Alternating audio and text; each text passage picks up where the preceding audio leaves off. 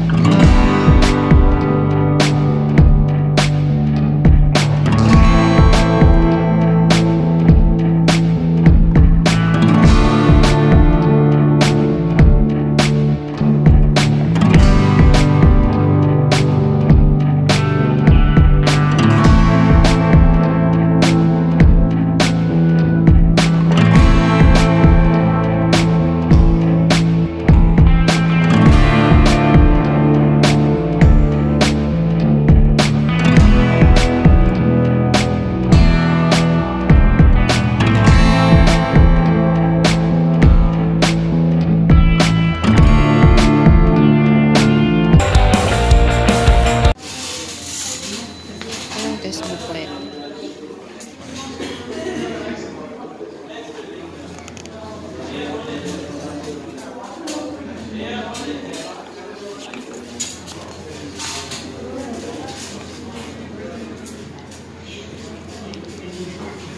Ito yung practical training ko, 22 hours completed. Kaya today is the final judgment na ito na yung araw ng aking driving test. Sana may pasa po. Before the exam talagang kinakabahan ako. Nung tinawag na yung pangalan ko, talagang sinabi ko sa sarili ko na kaya ko to. Na i-apply ko lang yung mga natutunan ko sa aking training. Tapos yun na nga. During the exam, nag-focus talaga ako, sinunod ko talaga yung mga instruction ng examiner. Usually, ang instruction lang naman niya is right, left, straight, double left, ganun lang naman. Tapos ito na nga, after the exam, after ko ng reverse parking, talaga yung reverse parking ko, saktong-sakto. Oh my God. Hindi ako makapaniwala din na nagawa ko yun. Oh. Tapos yun na nga. Pumasok na kami sa, sabi niya, go to parking. O di nag-park na ako. Tapos sabi niya, okay, you go to office number 1, you wait for me there. Sabi niya sa akin. So, inantay ko naman siya doon. Tapos yun na nga, binalik ang aking booklet at yung aking receipt. Dito po natin malalaman kung pasado ba ako or bagsak. Okay, let's find out. So yun po, binigay na sa akin yung booklet ko. Tapos, chinek ko yung booklet ko kasi nandun yung result eh. Tinignan ko siya.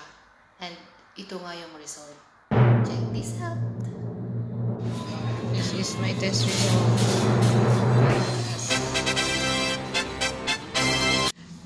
Ay, salamat.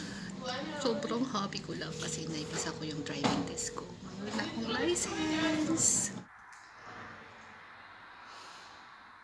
So yun nga po, naipasan ko nga po yung driving test ko. Sobrang happy ko lang po talaga. Unang-una po sa lahat, nagpapasalamat po ako sa Panginoong Diyos dahil talagang pinagdasal ko po sa Kanya na samahan ako during the exam. Talagang pinakinggan niya ako. Talagang answered prayer po talaga. God is so good sa mga taong nagdasal sa akin na maipasa ko to. Thank you sa prayers and sa support. Hindi po biro ang kumuha ng driver's license dito sa Bahrain. Dapat handa ang bulsa mo. Kasi talagang mapapagastos ka. Biruin mo magkano ang nagastos ko dito. Ang una kong binayaran nung sa application form is 27 BD. Tapos, dapat complete yung practical training mo ng 22 hours. So, 1 hour is 7 BD. So, 22 times 7 is 154. Tapos, kapag kukuha ka ng appointment mo for driving test, another 16 BD. And then, kapag naipasa mo nga, babayaran mo yung license mo ng another 20 BD. So, total is 217 BD. 217 BD, nasa 29,000 pesos po. Biruin nyo po.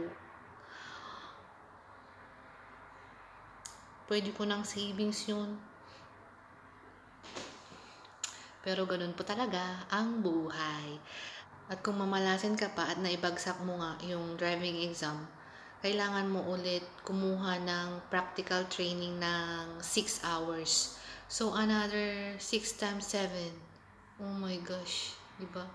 Kaya talaga nagpapasalamat ako at naipasa ko to. So, that's the journey of getting my driver's license here in Bahrain. Sa mga hindi pa po nagsusubscribe sa aking channel, please subscribe. Please like, comment, and share. Salamat po. See you next time, guys. Bye-bye.